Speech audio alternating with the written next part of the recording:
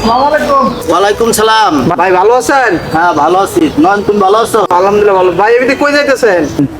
এই যে একটু সামনে যাবো। তুমি কি করো? এই যে বাড়িতে যে খড়ি নিয়ে যেতে চাইছিলাম তো। ও তো চলো একটু সামনে যাই। আচ্ছা দাঁড়িয়ে ছুঁয়ে দিতেছেন। আচ্ছা সাইডে রাখো, চলো ওইদিকে একটু ঠিক আছে ভাই।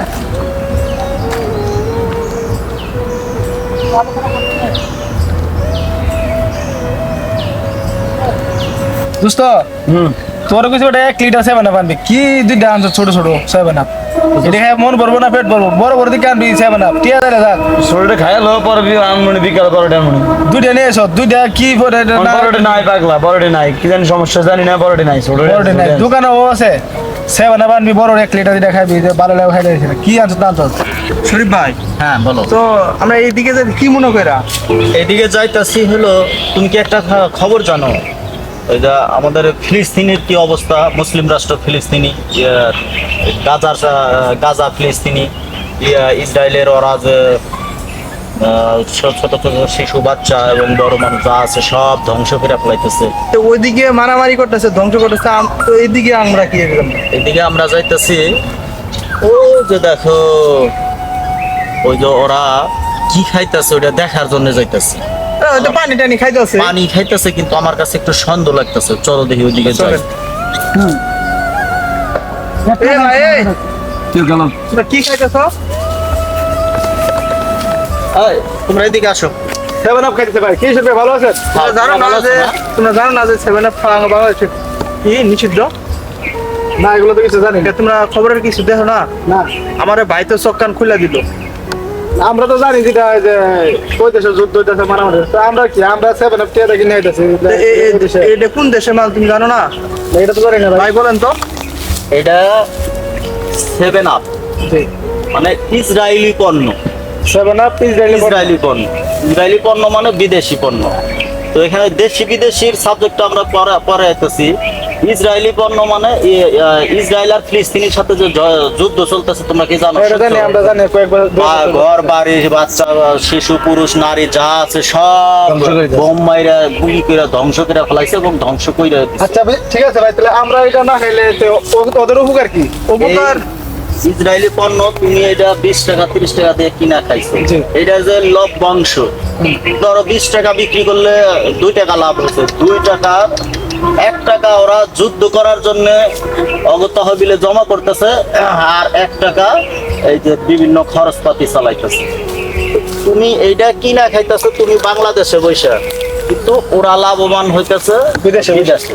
মানে আপনি বুঝাইতেছেন যে এই জিনিসটা আমরা খাইতেছি ওরা অর্থের দিকটা আগে যেতেছে আর কি আগে আমরা যেতেছে। টাকা ওরা তো দিয়েছি, ওই সুন্দর- টাকা দিয়ে ওরা বুলেট বোমা সব কিনতেছে ওরা তো মানে আমরা এটা- যদি ওইটা খাওয়া বন্ধ করে দিই তাহলে আর অর্থের দিকে একটু কমবো। হ্যাঁ হ্যাঁ ওরা এটা- আমরা আমরা যুদ্ধতে প্রতিবাদ করতে পারতেছি না, মানে সশরীরে সশরীরে যাইতে পারতেছি না, টাকা পয়সা দিয়ে সাহায্য করতে পারতেছি না।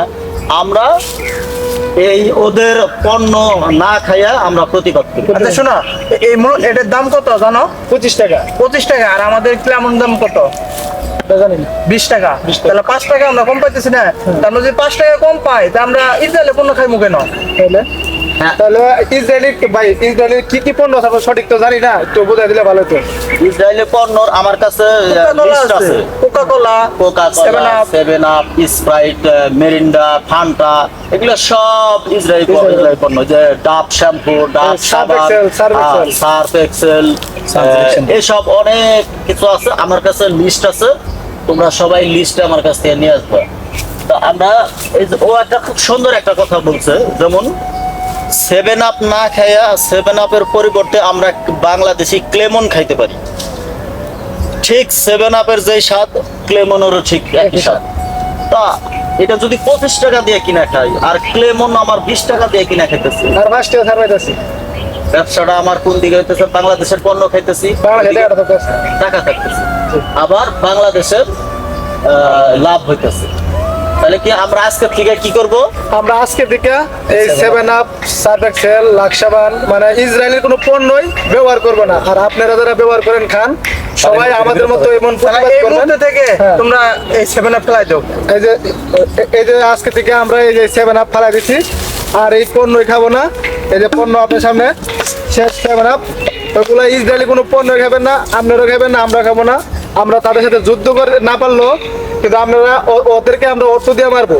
ইসরায়েল কোনো পণ্য ব্যবহার করবো না। এই যে বড় ভাইরা এসে আমরা সবখান খুলে দিচ্ছেন, আমরা কিনা আগের মতো প্রতিদিনই কিনা খাইতাম। ভাই আমরা এগুলো কখনো খাবো না।